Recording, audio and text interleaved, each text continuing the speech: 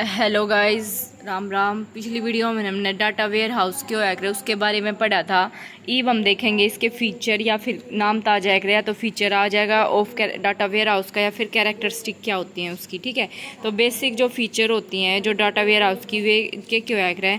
एक को है सब्जेक्ट ओरिएंटेशन, एक को है data integration, time variant, non volatile data, data granularity. ये देखो ये एक्सप्लेन कर रखी है, जब समझ में आ जाऊंगी कि है।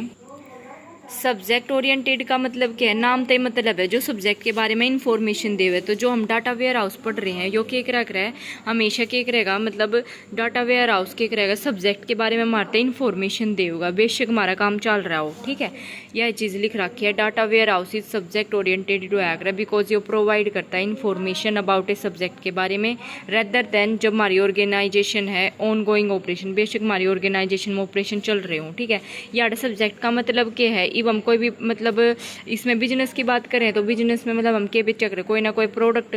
ठीक है, तो प्रोडक्ट बेचेंगे, प्रोडक्ट खरीदेगा कौन, कस्टमर खरीदेगा या फिर रिवेन्यू मान लो उसका। ठीक है, मतलब ये इसके सब्जेक्ट यार्ड है का मतलब ये है, इनके बारे में मारता है, मतलब प्रोडक्ट के बारे में जानकारी दे देगा, कस्टमर के बारे में बता देगा। इट कैन बी रियली हमारे खातर वही चीज़ है डिसीजन मेकिंग खातर बहुत यूजफुल होता है। ऑब्जेक्ट के बारे में हमारी कोई भी जो हम इकट्ठी करा कर मतलब कि ऑब्जेक्ट के बारे में जो भी हमारी इन्फॉर्मेशन देगा उसने क्या करा सब्जेक्ट ओरिएंटेड। यहाँ एसओ का मतलब क्या है, सब्जेक्ट ओरिएंटेड है।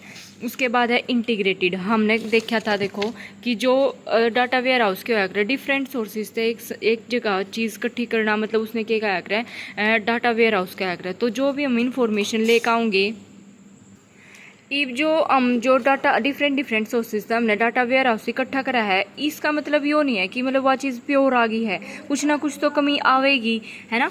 तो उसने हम इनकन्सिस्टेंसी क्या है तो उस चीज़ ने जो मतलब कोई भी कमी हम दो बार जो भी हमने डाटा इकट्ठा करा है, मतलब अलग अलग चीज़ जाते हैं भाई, उनने ला सामान दे दिया मारते हैं। तो हम किसी ने मारते कोई चीज़ पकड़ाई है तो पहले चेक तो करेंगे ना वह ठीक है कि ना है कि मेरे गलत दे दियो, मतलब कुछ ना कुछ उसमें अगर इम्प्योरिटी है तो वह हम रिमूव करेंगे।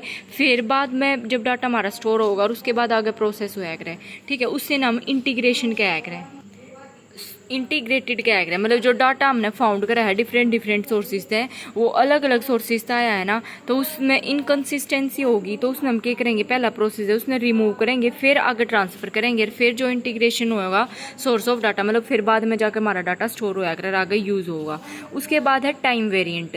टाइम वेरिएंट में क्या होया करे, दो चीज़ होया करे। देखो हमने डाटा वेयर हाउस की डेफिनेशन में भी पढ़ा था कि यो है ना, मतलब पिछले रिकॉर्ड ने एक लॉन्ग टाइम की मतलब करंट ने भी और जो पिछला रिकॉर्ड है ना सारा ने सेव करके रखा करे।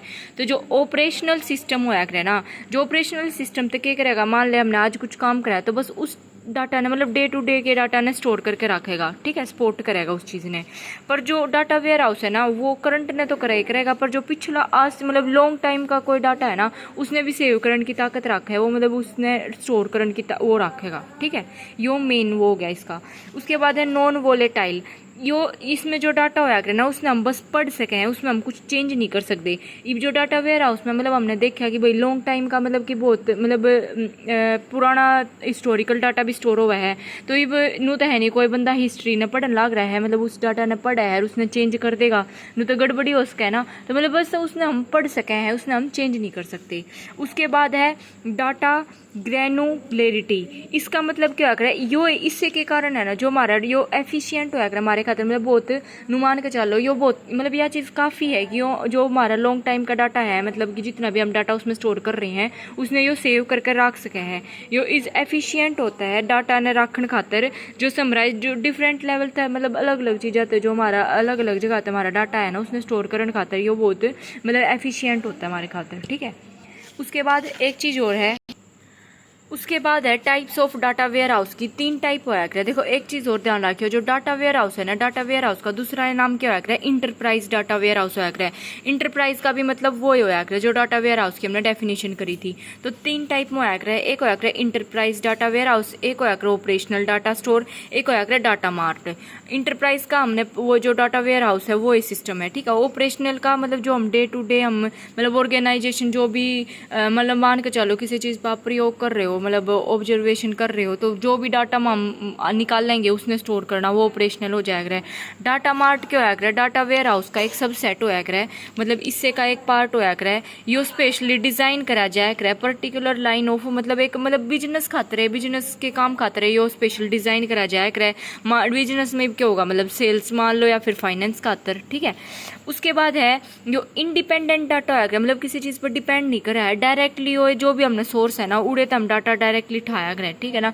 नुको नहीं बीच में किसी मीडिएटर की मतलब पूरी प्रोसेस की जरूरत नहीं होती इसमें दिखाते। इसमें हम डायरेक्ट जो हमारे सोर्स हैं उड़े तो डाटा लिया और हमने अपना काम करा, ठीक है। तो ये 3 टाइप ऑफ डाटा है। यो मतलब सारा क्वेश्चन है ना, या तो इकट्ठा 12 नंबर में दे देंगे कि what is data warehouse, explain its feature and types, ठीक है। या फिर मतलब अलग अलग 3 नंबर में जो कंपलसरी क्वेश्चन आया करे उसमें आ जाओगा। Thank you so much.